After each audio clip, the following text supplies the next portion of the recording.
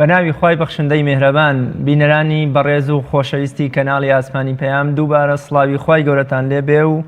لە خۆشی و شادیدا بن.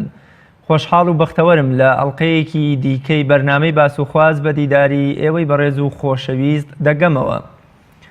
لە باس و خواسی ئەمڕۆماندا باز لە فێربوون و فێرکردنی قورئانی پیرۆز دەکەین. پێغەمبەری خوا صلی الله علیه وسلم لە یەکێک لە فەرمودەکانیدا دەفەرمێت باشترین کەستان ئەو کەسەیە کە خۆی فێری قورئان دەبێت و پاشان دەژبێتەوە بە فێرکار و مامۆستای کەسانی دیکە، واتە کەسانی دیکەش هاوشێوەی خۆی فێری قورئان دەکات. هەروەها لە فەرمودەیەکی دیکەدا دەفەرمێت خودای گەورە بە هۆکاری ئەم قورئانە کۆمەڵە کەسێک پلە بەرز دەکا و هێندێکیش بەم قورئانە نزم و بچووک دەکاتەوە.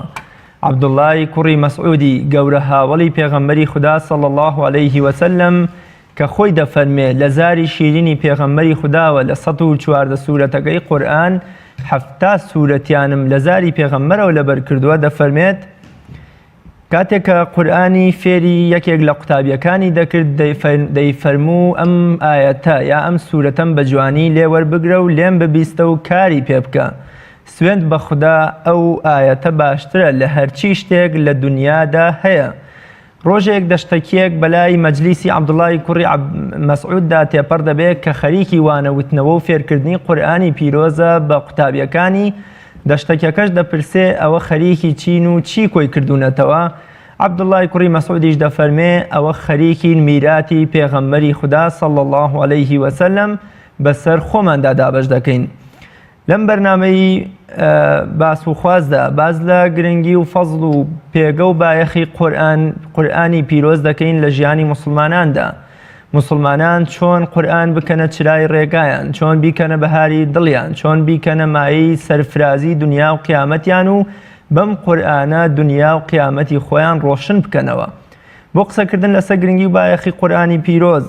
و چۆنیەتی فێربوون لە قورئانی پیرۆز و چۆنیەتی تێگەیشتن، تەفسیرکردن و وردبوونەوە لە مانا و ڕاوەی ئایەتە پیرۆزەکان، بەرنامەی ئەمڕۆی باس و خواسم بۆ ئەو مەبەستە تەرخان کردووە بە میوانداری بانخوازی زۆر بەڕێز مامۆستا عەبدوڵڵا حەداد کە لە ستۆدیۆکانمان لە شاری هەولێر میوانی ئەمڕۆی بەرنامەی باس و خواز دەبێ. مامۆستا گیان سڵاوی خوای گەورەتان لێبێ و لە خۆشی و شادیدا بن. خوا خێتان بنووسی یا ڕەبی، زۆر سوپاستان دەکەم. بەڵێ مامۆستا پێم خۆشە یەکەم پرسیار لە ڕوانگەی ئەو فەرمودەی پێغەمبەری خودداوە صلی الله علیه وسلم بچینە نێو باسەکە باشترین کەستان، واتە هیچ کەسێک لە سەروی ئەو کەسەوە نییە کە خۆی فێرە قورئان دەبێ و خەڵکیش فێر دەکاتەوە. پێمان خۆشە پێناسەیەکی ئەو کەسانەمان بۆ بکەی، ئەو کەسانە کێن کە باشترین کەسن، چه هۆکارێک وای لێ کردوون یا ئەو پەیوەندیە ئەو هۆکارە چییە کە وای کردووە ئەم مرۆڤە ببێتە باشترین کەس لە نێو هەموو بەندەکاندا؟ بەڵێ، بسم الله الرحمن الرحیم، الحمد لله والصلاة والسلام على رسول الله وعلى آله وصحبه ومن والاه. لەسەرەتا سوپاسان دەکەم خوای گەورە بەرکەت بخاتە کارەکانتان ئینشاء الله. دیارە بەڕێزان ئەو خەیریەتەی کە لەو حەدیثەدا هاتی کە جەناب ئاماژەت پێ کرد کە لە صەحیح بوخاریدا هاتیە عوتمانی کوڕی عەفان دەیجێڕێتەوە خوای لێ ڕازی بی کە پێغەمبەر صلی الله عليه وسلم دەفەرمی خەیڕکم من تعلم القورآن وعلمه. لە ریوایەتێش کە هاتیە ئین ئەفضەلەکم من تعلم القورآن وعلمه،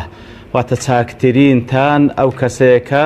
تعلم القورآن وعلمه، واتە فێر بووە و خەڵکی دیکەش فێر دەکا. ئیتر فەزلەکە لەبەر چییە؟ لەبەر ئەو بابەتەی کە پێغەمبەر صلی الله علیه وسلم باسی دەکاتن. دیارە هەر کارێک کە ئینسان خەریکی دەبی گرنگی ئەو کارە لەوەدا کەوا ناوەڕۆکی کارەکە چییە؟ ناوەڕۆکی ئەو کارش ئەوە کە قورئانی پیرۆزە. قورئانی پیرۆزش بریتێ لە کەلامی رب العالمین، وەکو زانایانیش دەفەرمون یاخود وەکو لە ئەثەرێکدا هاتیە دەفەرمون فضل قورآن لەسەر فەزلی لەسەر سائری کەلام، فضل القورآن على سائری کەلام، واتە گەورەیی و بەرزی قورئانی پیرۆز لەسەر باقی فرمودەکانی تر لەسەر باقی قسەکانی تر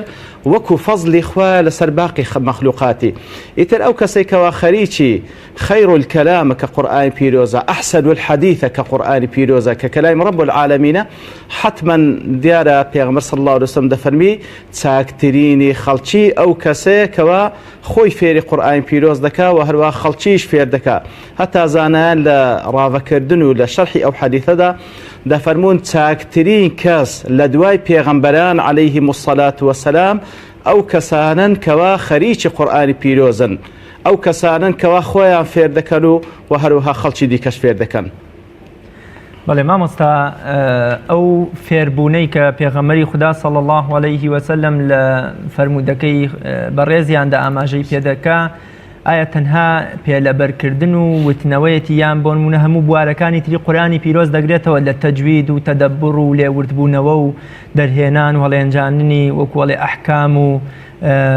نهێنی و معجیزەکانی قورئان، ئایا ئەم هەموو بوارانە هەر ئەو فێربوونە دەگرێتەوە؟ بەڵێ دیارە كاتك وبيغمبر صلى الله عليه وسلم باز لو حقت ذاك خيركم من تعلم القرآن وعلمه تعليم ويأخذ فيربوني قرآن وفير كردني هم أو باران دقريته وكذا آماجت بكر فعلا خوينوي قرآن بيروز هولدان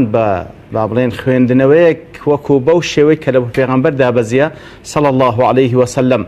ولا باشان هولدان لبو تيجيشتني قرآن بيروز وهروها أوجا هولدان لبو أوي كوات تدبري بكي يعني ديارة وكو تفسير هي وتدبري شيء تفسير تيجيشتني معناي كان حسب وكو كوا علماء إسلام مفسرين باسان كده أوجا تدبر هولدان لبو أوي كوا بزاين تسيلي من مطلوبة لو قرآني كاتي كوا تيجيشتني أوجا هولدان لبو أوي كوا كاري بيبكن يتلوانا هموي دقريتوا بكرتي وديار لا تكاني قرآن بيروز وهروا لفرمودكاني بيغمبر صلى الله عليه وسلم وهروا لأقوال علماء هم أو حقائقنا باس كراي براستي كوا استابن بجملي باس ما كرت زۆر باش مامۆستا، وەک گەزانین لە چەندین فەرمودەی پەیامبەری بەڕێزدا صلی الله عليه وسلم پسنی ئەو کەسانەیان کردووە کە قورئانە خوێنن، زیکر و یادی خوا ئەکەن و تەنانەت وەسف و ستایش و ڕێز و بایەخێکی گەورەش بۆ ئەو شوێنە دانراوە کە بە کۆڕی زیکر و مەجلیسی یادکردنەوەی خوددا ناو براوە. باز لەو مەجلیسە بکەین، باز لەو شوێنە بکەین کە کۆمەڵێک کەس لەبەر خاتری خوای گەورە یادی خوای تێدا ئەکەن، قورئانی پیرۆزی خەڵکی پێ لەبەرەکەن و خەڵکی فێرەکەن. والله ببوورە نازانم پرسیارەکە زۆر پچە بوو دەنگەکە لە بۆم نایە بەتەواوەتی ئەگەر دووبارەی بکەیتەوە. زۆر مامۆستا، لە چەندین فەرمودەی پێغەمبەری خوددادا صلی الله عليه وسلم ستایشی ئەو کۆمەڵە کەسە کراوە کە مەجلیسێکیان بۆ وتنەوەی وانەی شەرعی و قورئانی پیرۆز و زیکر و یادی خوای گەورە تەرخان کردووە. پێمان خۆشە لە ڕوانگەی فەزلی قورئانی پیرۆزەوە ئەو مەجلیسانە چۆن باز بکەینەوە سەر لە نوێ، ئەو مەجلیسەی کە قورئانی پیرۆزی تێدا دەخوێنرێ، قوتابی قورئانی پیرۆز لەبەر ئەکا و ڕاوە و مانای ئاەتەکان فێرە بێ. ئەو مەجلیسانە لە ئیسلام چۆن باسی ئەو مەجلیسە گرنگ و پڕبەرهەمانەی کردووە؟ بەڵێ بەڵێ دیارە فعلا ئەوەی کە جەناب ئاماژە پێدەکەی لە حەدیثی صحیح پێغەمبەردا هاتیە صلی الله عليه وسلم کاتێک کە دەفەرمی هەر کاتێک کۆمەڵێک کەس دانیشتن لە مەجلیسێک کە تێدا کتابی خوای گەورەیان خوێندەوە و هەروەها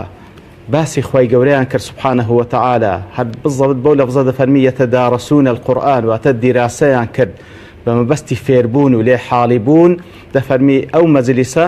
خوای گەورە سبحانه وتعالى ئارامی دەخاتە ناو دڵ و دەرونی ئەوانەی کەوا لەو مەجلیسە دانیشتون و هەروەها خوای گەورە بە ڕەحمەتی خۆی دایان دەپۆشی و مەلائیکەتە بەڕێزەکان چاردەوریان دەگرن. ئیتر دیارە فەزل و گەورەی ئەو مەجلیسە هەتا ئەوکو لە حەدیثێکی تری پێغەمبەر هاتی صلی الله عليه وسلم کاتێکەوە زیکری خوای گەورە دەکەن ئەوانە کە بە تایبەتیش وەکو عولەما دەفەرمون باشترین زیکر کاتێک کە کەسێک بێ زیکری خوای گەورەی پێ بکە قورئانی پیرۆزە، دەفەرمی مەجالیسی زیکر بەڕاستی کەسێکەوە ئەگەر هەر بە ئیشیش هاتبی لەولا لای دابی لەبەروی ئیشی بەیەکێک لەوانەیە هم القوم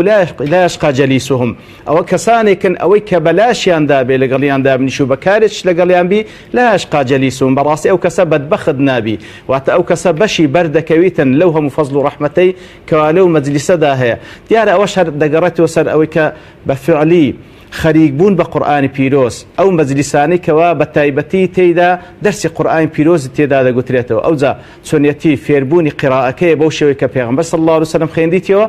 و هەروەها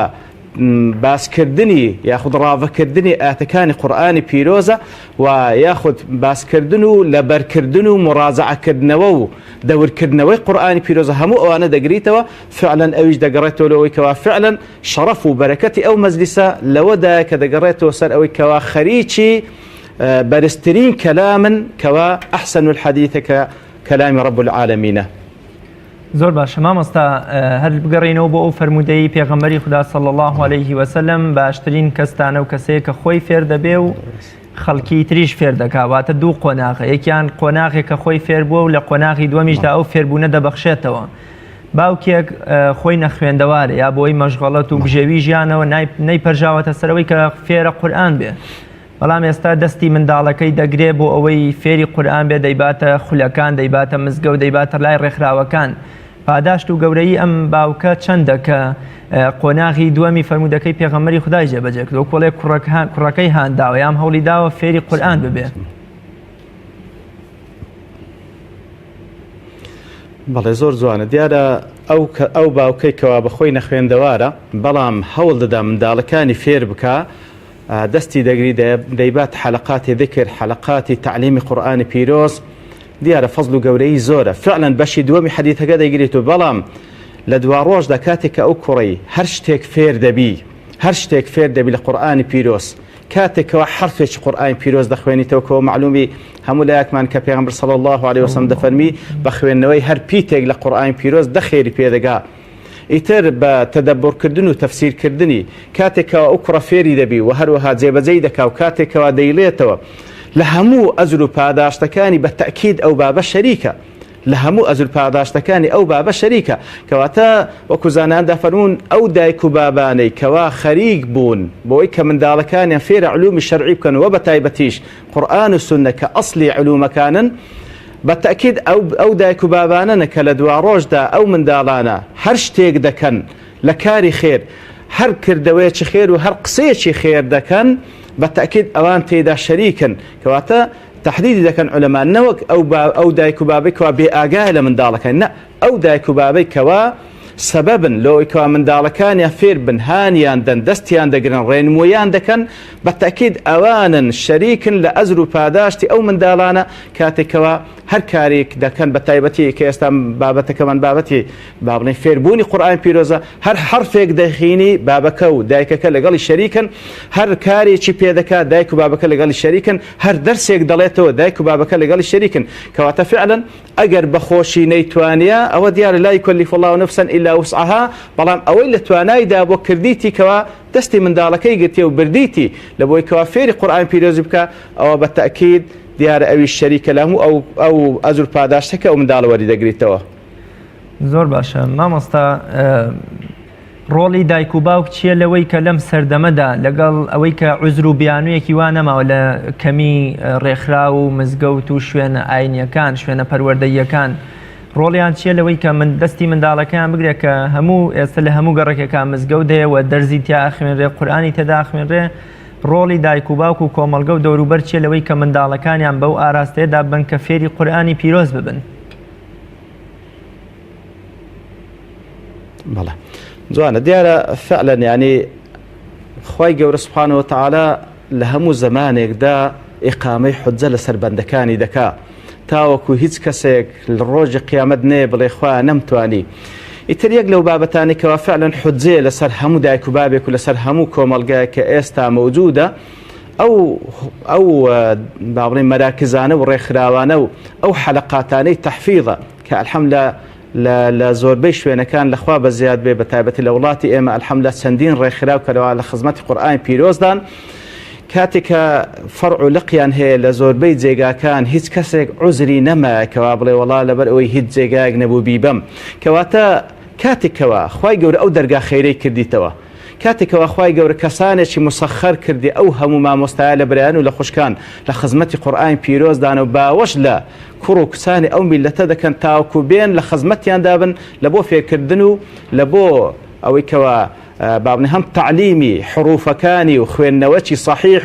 و هەروە پێلەبەرکردنیان و مڕازعەکردن و تەفسیرکردنیان ئیتر کاتێکەوە خەڵکانێک ئەلحەمدوللا خوای گەورە مسەخەری کردینە لە خزمەتی ئەو قورئان پیرۆزدا بن لەو هەموو ڕێکخراوە و هەروەها لەو هەموو مامۆستا ئاینە بەڕێزەی لەو هەموو مزگەوتەی کەوا هەیە ئەگەر دایک و بابێک هەبیتن نەیبا منداڵەکانی یاخود بەگشتی کەسانێک هەبن ئاور لەو ڕێکخراوانە نەدەن منداڵەکانیان پشتگوێ بخەن و ئیهمالیان بکەن و نەیان بن بە تەئکید گوناهبارن و یەک لەو شتانەیە بە تەئکید ڕۆژی قیامەت پرسیار لێ دەکرێتەوە لەبەرەوەی کەسێکەوە ئەگەر هیچ ئیمکانیەتی نەبوو دابڕاو بوو لە جێگایەک بوو ناوی خوای گەورەی تێدا نەدەهێنرا لە جێگایەک بوو باسی قورئانی پیرۆز تێدا نەدەکرا کە بەڕاستی ئێستا ئەو شتە نییە بەڵام کە لە جێگایەک بی لە وڵاتێک بی ئەلحەمدوللا ئەو هەموو ڕێکخراوە دەرگاکانی کراوەیە و ڕێگا پێدراون بەڕەسمی و هیچ مەترسیەکی تێدا نییە ئەوجا منداڵەکەی ئیهمال بکە و هانی نەدا و دەستی نەگریتن بە تەئکید گوناهبارە و بە تەئکید پرسیار لێ دەکرێتەوە. زۆر باشە دکتۆر گیان فرمودەیەکم لە پێشەکەکەدا ئاماژە پێدا کە پێغەمبەری خوددا صلی الله علیه و سلم فەرمێت خوای گەورە بەهۆی ئەم قورئانەوە کۆمەڵە کەسێک بەرز دەکاتەوە و کۆمەڵە کەسێکیشی پێ نزم دەکاتەوە کۆڵێ ڕسوایان دەکایان بە شێوازە لە شێوازەکان کەمیان دەکاتەوە ڕۆڵیان نایەڵێ ئەوە باسمان لە بەرزکردنەوەی ئەو کەسانە کرد کە قورئان وای لێ کردوون لە دنیا و قیامەتدا بەرز دەبنەوە ئەو کەسانە کێن کە قورئان بەو گەورەی و پێگە و فەزڵەی خۆیەوە بەڵام بەهۆی نیەتی خراپی خۆیانەوە قورئان نزم و بچووکیان دەکاتەوە لە کۆمەڵگەدا.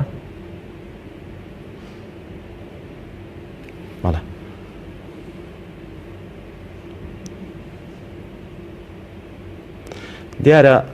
ئەو فرمودەی کە جەناب ئاماژەت پێکرد إن الله يرفع بهذا الكتاب أقواما ويضع به آخرين واتە خوای گەورە سبحانه وتعالى بەو کتێبە بە قورئانی پیرۆز کەسانێک بەرز دەکاتەوە و کەسانێک نزم دەکاتەوە زانایان لە شەرحی ئەو حەدیثەدا دەفەرمون ئەو کەسانە پێبەرز دەکاتەوە بە قورئانە کاتێکەوە کاری پێ دەکەن و لە مقابلدا ئەو کەسانێکەوە کاری پێ ناکەن خوای گەورە نزمیان دەکات طبعا لە قورئانی پیرۆزیش ئاماژە بەو قەزەیەدرا لە بۆ نمونە خوای گەورە دەفەرمی سبحانه وتعالى وإنه لذكر لك ولقومك وسوف تسألون بەڕاستی ئەو قورئانە مای شەرەف و گەورەیە لە بۆ تو یا رسول الله صلى الله عليه وسلم ولی قومك لە بۆ قەومەکەشت کەواتە لە بۆ هەموو کەسێک مای شەرەف و گەورەیە حتا ئیمامی عومەر خوای لێ ڕازی بی دەفەرمی نحن قوم أعزنا الله بالإسلام إتر يعني قوم يشن خواي يقول بإسلام إما عزيز كر هركاتك ما نوى دعواي عزت لغير إسلام كان خواي يقول زليل ما ذكر بعبرين إسلام يستكوا إمام عمر دفن بي عزيز بوينا بريتيا لمصدرية كاملة قرآن بيروز أوزل لفرمودي بيغمبر صلى الله عليه وسلم كوا تبراستي كسك كوا ولا روايات كذا هاتي والقرآن حجة لك أو عليك قرآن بيروز حجة لبوت بلغة لبوت دەتباتە بەهەشت یان دەبتە حوجە لەسەر شاهدی لەسەردا کەوات هەر عینی بە هەمان ئەو مانایکەوە لەو فەرمودەی یەکەمدا هاتێ قورئانی پیرۆز کاتێکەوە کەسێک فێری دەبی کەسێک کە فێری دەبیتن کاری پێدەکاتن بەڕاستی دەبیتە مای شەرەف و گەورەی هەم لە دنیا هەم لە قیامەت و کاتێکەوە کەسێک فێری دەبی بەڵام بە نیەتێکی چاک فێری نابی بە ئیخلاسەوە فێری نابی مەبەستی خوا نیە سبحانه وتعالى بالتأكيد أو كسا خواي جور سبحانه وتعالى كعالم غيب وشهادة كاتك أجاداري ناو دلو درون كان خواي جور سبحانه وتعالى ذكات حجة سري حتى لفرموديتر هاتي وكول حديث صحيح مسلم ده هاتي أبو هريرة جرت خواي الرازبي كاتك ودفرمي بيغمبر صلى الله عليه وسلم فرموي كاتك خوا سبحانه وتعالى الروج قيامة قزاود لنوان بندكاني دكا يكم كز كدهين دري كسيكا كوا حافظي قرآن أو زاد فرمي خواي قربي دفرمي ألم أعلمك ما أنزلت على رسولي آية أويك لبو بيغمبركي خوم دابزان فيري توم نكرد أويش دلي اعتراف ذكري بلي يا ربي فيرت كردم أو زاد بليدا برسي فما عملت فيما علمت داي باشا تسيك هاري كت بيكرد بوي كوا فيري بوي دەڵێ ئەویش هەوڵ دەدا هەروەکو لە دنیادا بەڕاستی کەسانێک کە هەوڵ دەدەن لە دنیاشدا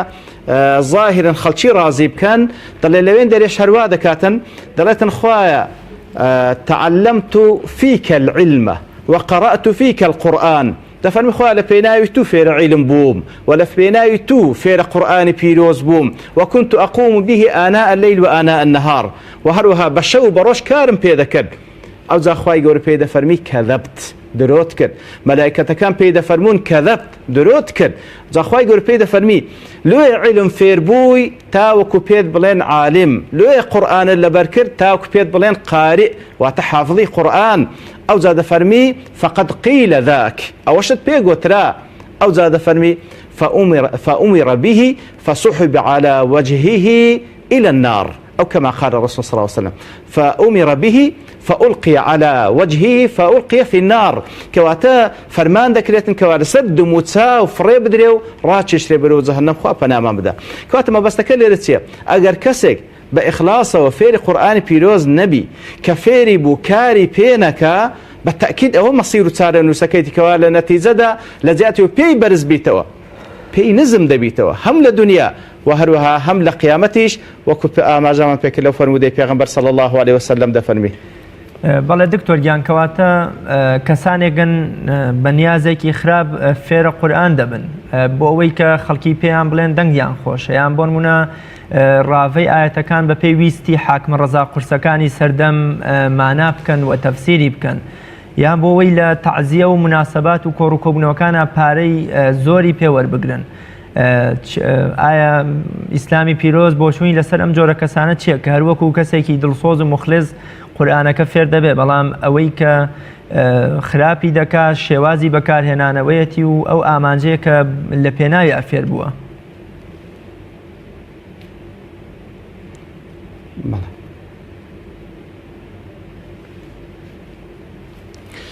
بەڵێ دیارە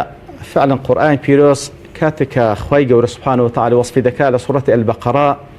دفرمي الذين آتيناهم الكتاب يتلونه حق تلاوته أولئك يؤمنون به دفرمي أوانك أو كسانك وكتاب خوي جور ما بيبخشي يتلونه حق تلاوته تلاوي ده كان بحق تلاوة أوانا إيمانيا بيه طبعا ليرد كتاب ما بس كتاب قرآن بيروز وكتاب كان بيشتريش زاني دفرمي حق تلاوة سيا أوي كوا إيماني بيه دفرمي أوانا كوا حق تلاوي ده كان حق تلاوة سيا حق تلاوة أوي كوا يكم زار تلاوي لفظي بوش شوي فيري ببي وكو باس ماكر كبيغمبر خوينديتي صلى الله عليه وسلم وكو بمراعاة أحكام التجويد بوي كوا هر حرفيق لمخرجي خوي بصفاتي خوي داري ببريتن وكو قتمان كما أنزل على الرسول صلى الله عليه وسلم إتر أو تلاوي لفظي بوش شوي دخين توا باشان تلاوي معناه پێویستە هەوڵ بدا فێری ببی هەوڵ بدا ماناکەی تێبگات تاوەکو تەدەبوری بکاو مەطلوبەکە چییە تێیدا تاوەکو لە خاڵی سەیەم تیلاوەی حکمی ئەو جا بیکاتە عەمەل و کاری پێ بکاتن ئیترەوە بە کورتی بەڕاستی ئێوە واجبی سەرشانی هەموو موسڵمانێکە بەرامبەر بە قورئانی پیرۆز بەڵام کەسێک قورئانی پیرۆز فێر ببی لە مەرحەلەی یەکەم بەو شێوەی فێر بی فعلا کە پێغەمبەر صلی الله علیه وسلم فێری کردینە طبعا بە تەلەقیش هاتیە لبر القرآن بيروز وخواي يقول فيما إنك لا تلقى القرآن من لدن حكيم عليم قرآن بيروز بتلقيها هاتيا زبري خواي يقول سبحانه وتعالى بجبريل راجعان جبريل عليه السلام ببيغمبر راجعان صلى الله عليه وسلم بيغمبر صلى الله عليه وسلم لوي تلقي كري الصحابة لبيغمبر تلقي كري صلى الله عليه وسلم خوان لرازي بيتجيل لدوازيل حتى جيشت إيرا إجازات قرآني بتايبتي لقراءات بتلقيها هاتيا بلام كسك أو مرحلة بري بنجاحات بتواتي فيربو بەڵام نەبوو ئەوەی نەبوو کەوا بە تەواتی فێر بوو تاوەکو حەقی تیلاوەی بکاتن و پاشان مانایەکەی تێبگە و کاری پێ بکە نا لە بۆ ئەوی کەوا تیجارەتی پێ بکات لە بۆ ئەوی کەوا پارەی پێوەربگری طبعا نەسی حەدیسی پێغەمبەر هاتیە صلی الله عليه وسلم کەوا قورئانی پیرۆز لا تأکلوا به نابێ بە قورئانی پیرۆز تو بیخۆی واتە پارە پەیدا بکەی قورئانی پیرۆز منهەجی ژیانە قورئانی پیرۆز هەندێنێ بیکەیە سەنعەت و کەسێک سەنعەتکار بی بۆی کەوا بچی تیجارەت بە قورئانی پیرۆز بکاتن والعیاذ بالله ئیتر بەڕاستی ئەوە بە تەئکید لە مەساری خۆی دەردەچیتن یعنی با لە خۆی بترسێ لەو کەسانە بیتن کەوا ئەو حەدیثەی کە پێشترە جێڕامانەوە ئەوەی لەسەر تەطبیق بخوانە خواستە کەواتە ئەسڵ وایە ئێمە قورئانی پیرۆز بەو شێوەی تەعاملی لەگەڵ بکەین حەز بکەین ئەو واجباتانەی لەسەر شانمان وەکو خوا دەفەرمی سبحانه وتعالى وەکو پێغەمبەر صلی الله عليه وسلم ئەو سێ حەقەی قورئانی پیرۆز ئەدا بکەین حەقی تیلاوەی فێر ببین بەوەی کەوا تیلاوەی لەفظی و هەروەها ماناکەی خۆمان فێر بکەین بە مەبەستی جێبەجێکردنی لە خاڵی سێنج بە فعلیش جێبەجێ بکەین نەک بچین پارە و پولی پێ پەیدا بکەین کەوا بەڕاستی ئەوە لەگەڵ سنەتی پێغەمبەر صلی الله عليه وسلم ناگونجێت لەگەڵ سنەتی سەلەفی صالح شتی وا نەبووە لۆیە ئەوانەی کەوا بەو شێوە ڕەفتار لەگەڵ قورئانی پیرۆز دەکەن بەڕاستی جێگای باڵین مەسیر و چارەنووسیان جێگای مەترسیە و خوای گەورە هەموو لایەکمان ئیسلاح بکات. بەڵێ مامۆستا ببوورە دکتۆریان تەدەببر و تەفسیر و تەجوید و وردبوونەوە لە مانای ئاەتەکان بەتایبەت هەر مرۆڤێ بە زمانی خۆی تەفسیرێکی بۆ نووسراوە بەتایبەت لە کۆمەڵگەی کوردەواریە دەیان و سەدان تەفسیر بە زمانی شیرینی کوردی لەلایەن زاناکانمانەوە نووسراوە. ئەم بوارانەی تەجوید و تەدەببر و دەنگخۆشی و تەفسیر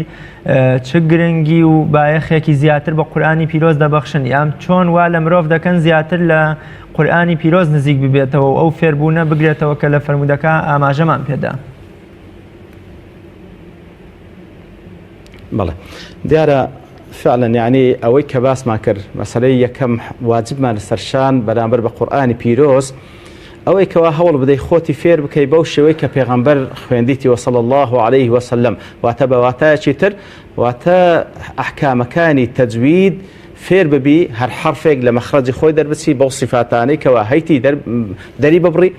ئیتر لە ئەحکامەکانی تری تەجوید جێبەجێ بکەی دیارە تەئسیری ئەو قورئانەی کاتێکەوە بەو شێوەی دەیخوێنیەوە زۆر زیاتر لەسەر دڵ و دەرونی خۆت و هەروە لەسەر دڵ و دەرونی مقابلت کەواتە قورئانی پیرۆز تایبەتمەندی خۆی هەیە حتا حەدیثی پێغەمبەر صلی الله عليه وسلم پێویستی بە ئەحکامی تەجوید نییە ئەحکامی تەجوید تایبەتە بە قورئان لەبەر کەلام الله سبحانه وتعالى کەواتە فێربوونی قورئانی پیرۆز بەو شێوەی کە لە پێغەمبەرەوە هاتی صلی الله عليه وسلم وەکو گوتمان بە تەلەقی هەتا وەکو گەیشتە ئێستا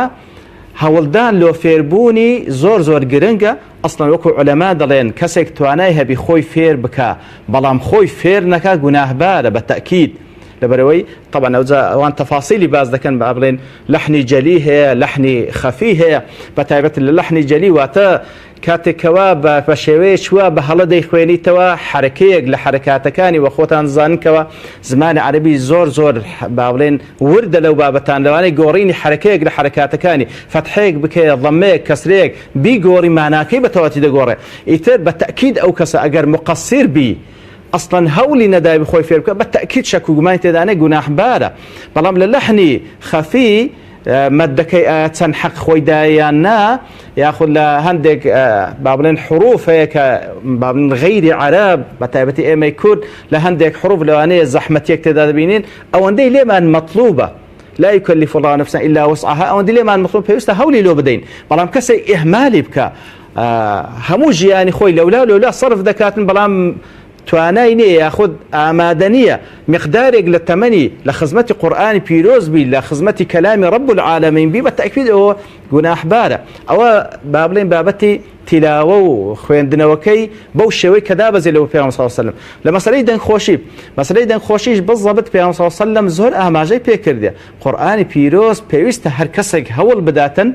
بە دەنگێکی خۆش بیخوێنیتەوە لەبەرەوەی الصوت الحسن يزيد القرآن حسنا دەنجی خۆش قورئانی پیرۆز خۆشتر دەکا لە فەرمودەیەش کە پێغەمبەر صلی الله علیه وسلم دەفەرمیتن ليس منا من لم يتغن بالقرآن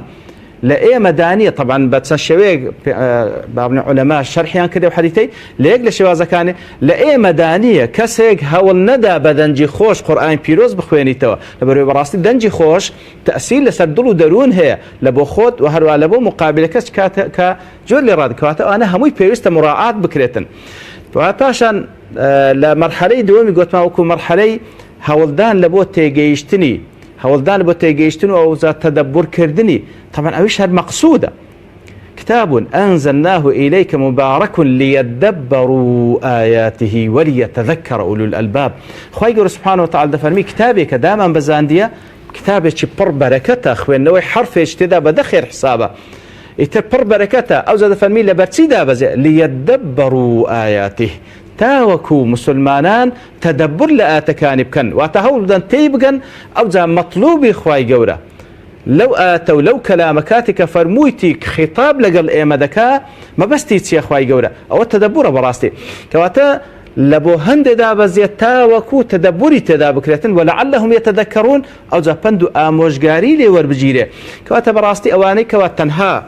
يعني وەک گوتمان هەمووی مەطلوبە ئەوەی کەوا تەنها ئێحتیمام بە قورئانی پیرۆز داتن وەکو تعلیمی خوێندنەوەکەی بەو شێوەی کەوا دابەزێت لە 500 کارێکی زۆر چادەکە بەڵام ئەوەندە کافی نییە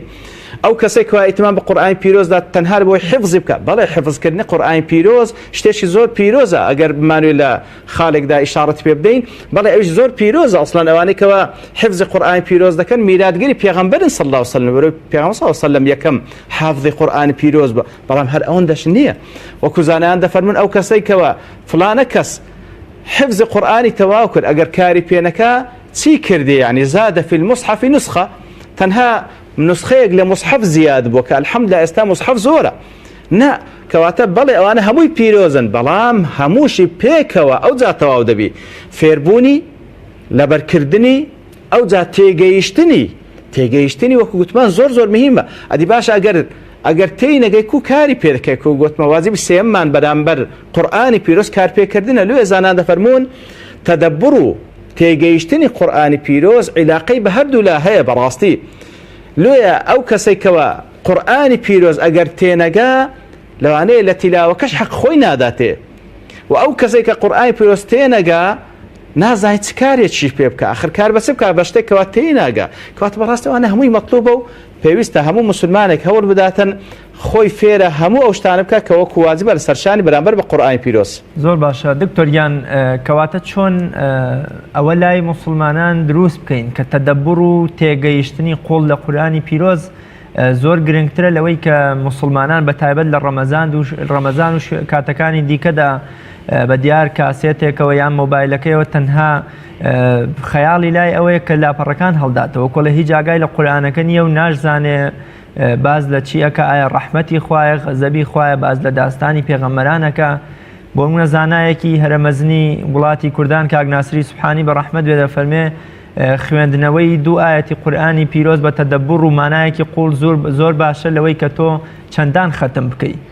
کە ئێمە ئێستام دیاردەیە دەبینین یعنی مرۆڤ بەس ئەیەوێ ئەم مصحفە ئەم کتێبە تەواو کات و وەکو کتێبێکی ئاسایی بیخاتە لاو تەواو یعنی هیچ تێگەیشتن و گۆڕانکاریەک لە مرۆڤەدا دروست ناکە بەڵێ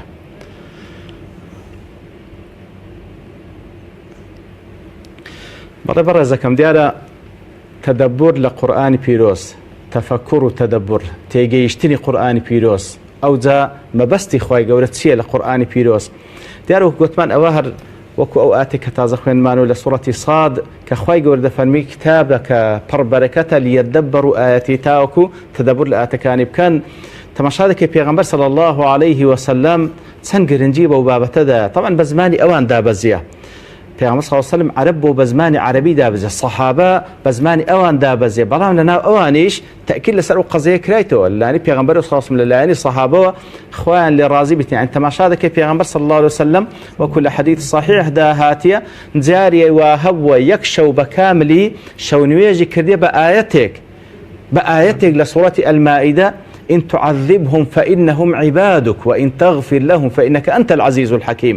كاتكوا طبعا خوای گەورە لە سوڕەتی ئەلمائیدە باز لە عیسا دەکە عەلەیهی سەڵات وەسەلام بەو شێوەیە لە خوای گەورە دەپاڕێژێت بۆ ئومەتەکەی ئیتر پێغەمبەر صلی الله علیه وسلم هەتا بەیانی ئەو ئاەتە دەخوێنیتەوە و دەگریە هەتا خوای گەورە سوبحانه وتعالى مەلایکە دەنێریت و ئیطمئنانی پێغەمبەر دەکات صلی الله عليه وسلم ئیتر مەبەست لێرەدا چییە یاخود وەکو باز دەکرێت سەحابەی وا هەبووە بە چەند ساڵ سوڕەتی ئەلبەقەرەی تەواو کردیە جا لێرە بەڕاستی ئەمە نابی ئەسڵەن یەکەم جار لە شەئنی قیراءە و تیلاوەی قورئانی پیرۆز کەم بکەینەوە لە کاتێکدا کە بەخۆی لە ئەسڵەوە شەئن و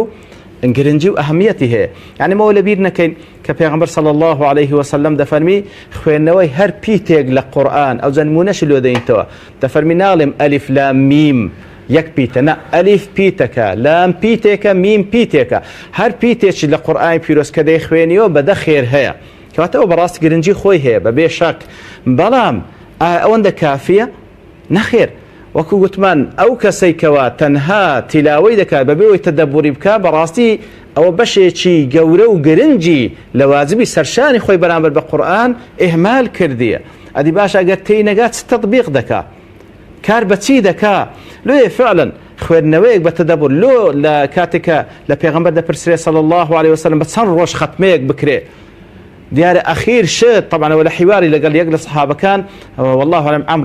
عەبدوڵای کوڕی عەمری کوڕی عاز بووە کاتێکەوە هەر دەفەرمی یا رسول الله ئەم توانام هەیە بە زیاتر بابن لەماوەی کەمتر بیخینەوە ئەخیر شت کە پێغەمبەر صلی الله عليه وسلم موافقەی لەسەر دەکا نابی لە 3 ڕۆژ کەمتر بی ختمەی قورئانی پیرۆز لەبەر چییە نابی لە 3 ڕۆژ کەمتر بەرەوەی ئەگەر کەسێک لە 3 ڕۆژ کەمتر طبعا 3 ڕۆژ واتە هەر ڕۆژێ 10 جوزء قورئانی پیرۆز بخینێ ئەگەر هەر کەسێک زیاتر لەوە بخینی لە قورئانی پیرۆز لە ڕۆژێک 10 جوزء زیاتر بخینیتن ئەو کەسە بەڕاستی هیچ مەجاڵی تەدەبوری نامینێتن هیچ مەجال تەدەبوری نامینێ بەڵکو دەبی بە حەدرێکی یاخود بە خێراییەکی هەندە سەریع بخوێنی کەوا فعلا هیچ ئاگای لە مانای لەفزەکان نییە هیچ ئاگای لە مانای لەفزەکان نیە لێیە تەماشا دەکەی حەدی لۆدانرا نابی لە 3 ڕۆژ کەمتر ئەتو ختمەی قورئان بکەی لەبەرەوەی ئەوە بەڵگەیە لەسەرەوەی تەدەبوری تێدا ناکەی لێیە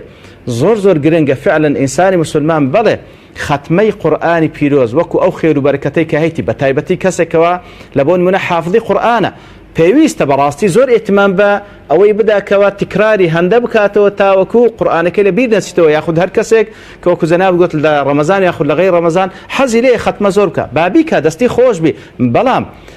لەگەڵ ئەوەش ڕاستە ختمەی هەبیتن لە بۆ تیلاوە فقط لە بۆ تیلاوە بەرەکەتی تیلاوە زۆرە بە تایبەت لە بۆ کەسێک حافظی قورئانی پیرۆزکەوە لە بیری نەکا بەڵام لەو لایەش لە بیری نەچی پێویستە قیراءە و ختمێک تەدەبوریشی هەبیتن یعنی پێویستە لەگەڵ شان بەشانی خوێندنەوەی قورئانی پیرۆز لە بۆ تیلاوە و بەرەکەت و خێرەکەی لەگەڵ ئەوەش عینی ئەوەشیان لە بیر نەکەین کە فعلا بیخوێنینەوە ختمەیەکمان هەبی ختمەی تەدەبوری لە خزمەت ئاەکان بوەستین ئەوجا ئێمەی کورد لەوانەیە كلماتي قرسي تداك وائمتينا بقرين وسر تفسير كان الحمد لله أوهم تفسيرها اللي بهمو زمان كان بتايبتيش دار وكو رحمته خواي جور سبحانه وتعالى أوهموا علماء كرد خواي جور مسخر يعني كريك قرآني بيروز رافب كانوا تفسير كيف بنسنو كاتب راس هيز حجزيك مانية هيز عذرك مانية أجر نقرين وسر تفسير كانوا هولي تيجيشتون وتدبري الندين بلكو زور ضرورة بيويست أولى نبهت شويك إهمال نكره زۆر باشە دکتۆریان کەسانێکن لە تەمەنی گەنجێتیدایە لەو کاتێک کە خوای گەورە کاتێکی فراغ و بەتاڵی پێبەخشیون قورئانێکی زۆریان لەبەر کردووە و توانیویانە فێری قورئان ببن بەڵام دواتر بەهۆی مەشغەڵەتەوە یان بەهۆی ئەوەی کە نەیان پەرژاوەتە سەرەوەی بگەڕێنەوە سەر قورئانە پیرۆزەکە وردە لە بیریان چۆتەوە تا گەشتۆتە و ڕادەی کە ئێستا تەنها چەند ئاەت و چەند سوورەتێکی کورتیان لە بیر ماوە چۆن ئەم کەسانە پارێزگاری لەو گەوهرە بە نرخەی ناخی خۆیان بکەن چۆن ئەو قورئانە پیرۆزە هەر بە لەبەرکراوی بهێڵنەوە و قسەی ئیسلامی پیرۆز لەسەر ئەو کەسانە چییە؟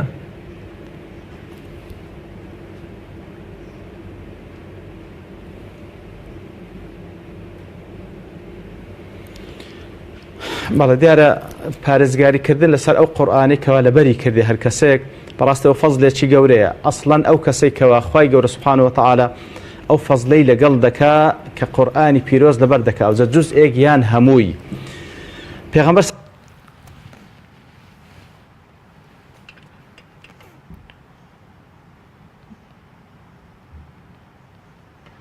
بەڵێ دکتۆریان وا دیارە کێشەیەک لە گواستنەوەی دیدارەکەماندا هەیە بینەرانی بەڕێز ئێستا هەوڵەدەین لەگەڵ دکتۆر عەبدوڵڵا حەداد جارێکی دیکە باز لە فەزڵ و گەورەی قورئانی پیرۆز و پێگە و بایەخ یان پلەی ئەو کەسانە لە دنیا و قیامەتدا بکەین کە هەوڵی فێربوونی قورئانی پیرۆز دەدەن و کەسانی دیکە فێری قورئانی پیرۆز دەکەن.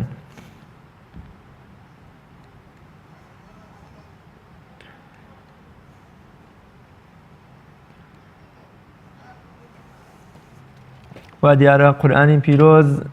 یەکێکە لەو هۆکارانەی کە مرۆڤی لە دنیا و قیامەتدا پێ ئاسوودە و بەختەوەر دەبێت تەنانەت یەکێک لەو دوو هۆکارەی کە پێغەمبەری خوددا صلی الله عليه وسلم دەفەرمێت لە ڕۆژی قیامەتدا ئەم دوو شتە دەبنێت کاکار بۆ خاوەنەکەیان یەکیان قورئانی پیرۆز و خوێندنی بووە لەلایەن کەسێکەوە و یەکێکی دیکەشیان ڕۆژوەوانێک بووە، ئەم دوو پەرستشە، ئەم دوو یادکردنەوەی خوای گەورە لای خوای گەورە شەفاعەت یادکا بۆ خاوەنەکەی دەکەن ئەی خودایە ئەم مرۆڤە قورئانی خوێندووە و ڕاوەی کردووە و بیری لێ کردوێتەوە و کاری پێ کردووە، تۆش لە گوناهەکانی خۆش بە و خوای گەورەش ئەوەندە پێگە و بایەخی بە قورئانی پیرۆز داوە لە مرۆڤەکە خۆش دەبێت لە هەموو گوناهەکانی. تەنانەت دایک و باوکەکان دەبێت ڕۆڵێکی گەورە و کاریگەر ببینن لە فێرکردنی منداڵەکانیان. ئەوە تا پێغەمبەری خوددا صلی الله علیه وسلم دەفەرمێت لە ڕۆژی قیامەتدا هەر دایک و باوکێک ئەگەر چەند منداڵیان هەبێ ئەوە کامەیان زۆرتر بۆ خوا سڵحاو بووە و قورئانی پیرۆزی زانیوە و کاری پێکردووە و فێری بۆ لەبەری کردووە، ئەوە تاجێکی زێڕین دەکرێتە سەر دایک و باوکەکەی کە گەوهەر و یاقوت و مرواری لەو سێ پێگاتە گرنگە پێگاتووە. ئەگەر دانەیەکیان بهێنرێتە سەر زەوی هێندە جوانە، ئەوە تیشکی خۆر هیچی نامێنێ لە تاو جوانی ئەو گەوهەر و یاقوت و مرواریە. و لە ئەمڕۆدا هیچ بیان و عوزرێک بۆ دایک و باوکەکان نەماوەتەوە، چونکە لە هەموو گەڕەکێکدا لە هەموو شوێنێکی گشتیدا ڕێکخراوێک یا مزگەوتێگەیە بۆ فێربوونی قورئانی پیرۆز، بە تایبەت کە ئێستا لە پشووی وەرزی هاوین داین دایک و باوکەکان دەتوانن دەستی منداڵەکانیان بگرن و بیبەنە لای فێرکارێک یان بیبەنە لای مامۆستایەکی دڵسۆز و بەبێ هیچ ترسێک منداڵەکانیان فێر بکەن. نابێ هیچ کاتێ دایک و باوک بە بیانووی حیزبایەتی بێ یان نەناسین بێ یان هیچ هۆکارێکی دیکە بێ وا بکە ببێتە بەربەستێ لە بەردەم فێربوونی قورئانی پیرۆز لە منداڵەکەی. دەگەڕینەوە لای زۆر بەڕێز دکتۆر عەبدوڵڵا حەداد بانگخوازی ئیسلامی. دکتۆر گیان دووبارە سڵاوی خوای گەورەت لێبێ. ئەگەر گوێت لە دەنگی من بێ باز لەو پرسیارە دەکەمەوە کە کۆمەڵێک کەس لە گەنجێتی خۆیدا قورئانێکی پیرۆزی لەبەر کردووە، چۆن پارێزگاری بکە؟ ئیسلامی پیرۆز چارەسەری بۆ ئەو کەسانە چییە کە ئێستا بۆی مەشغەڵەت و بژێوی و ناڕەحەتیەکانی ژیانەوە چارەسەر چییە بۆەوەی ئەو قورئانە هەر بەردەوام لە ناخیا بێ و کاری پێ بکا و بیخوێنێتەوە جارێکی دیکە؟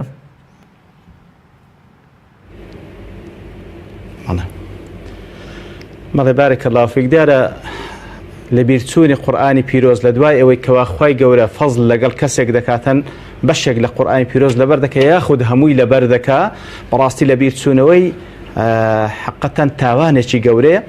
حتى وكو پیغمبر صلى الله عليه وسلم لحديث صحيح بخاري دا فرمي بئس ما لأحدهم أن يقول نسيت آتكيت وكيت بل نسي دا فرمي خرابترين قسي كسي كبكا بڵێ فلانە ئات و فلانە ئاتم لە بیر چووە، بەڵکو بڵێ با لە بیر کرا، لەبەرەوەی بەڕاستی کاتێکەوە لە بیرم چووە دەیداتە پاڵخۆی، واتە بە ئێهمالی خۆی لە بیری چووە، کەواتە بەڕاستی با بە لەفزیش نەیداتە پاڵخۆی، بەڵکو بڵێ لە بیر کرا. ئەو بەڵگەی لەسەر کەوا تاوانێکی گەورەیە. و هەروها کاتێکەوە ضەحاک ڕەحمەتی خوای لێبی ئەو ئاتە باز دەکا وما أصابكم من مصيبة فبما كسبت أيديكم ويعفو عن كثير. واتا هر کەسێک لەنگۆ یاخود ئەوەی کەوا توشتان هاتێ لە مصیبەت بە سەبەبی گوناه و تاوانەکانتان خوای گەورە لە زۆریش خۆش دەبی. لە دەربارەی ئەو ئاتەدا ضەحاک کە پرسیار لێ دەکەن دەڵێن ئایا گوناه و تاوان دەوری هەیە لە بیر چوونەوەی قورئانی پیرۆز؟ ئەو ئاتە دەینیتەوە ئەو جا دەڵێت چ مصیبەتێک گەورەترە لا لبیرکردنی قرآن پیروز، سه مصیبت گەورەترە لا لبیرکردنی قرآن پیروز کەواتە مەبەستی ئەوەیە بەڕاستی لەبیرچوونەوەی قورئانی پیرۆز مصیبەتە بە سەبەبی سە مصیبەتە تووشە بە سەبەبی گوناه و تاوان. کەواتە بەڕاستی ئەگەر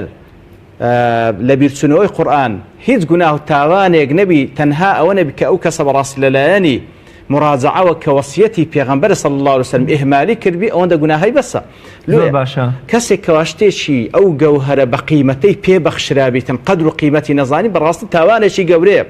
لويا وصيتي پیغمبر صلى الله عليه وسلم كوادا فرمي تعاهدوا القرآن تعاهدوا واتب بس نو خزمتي ببردوامي لقلي دابن ياخذ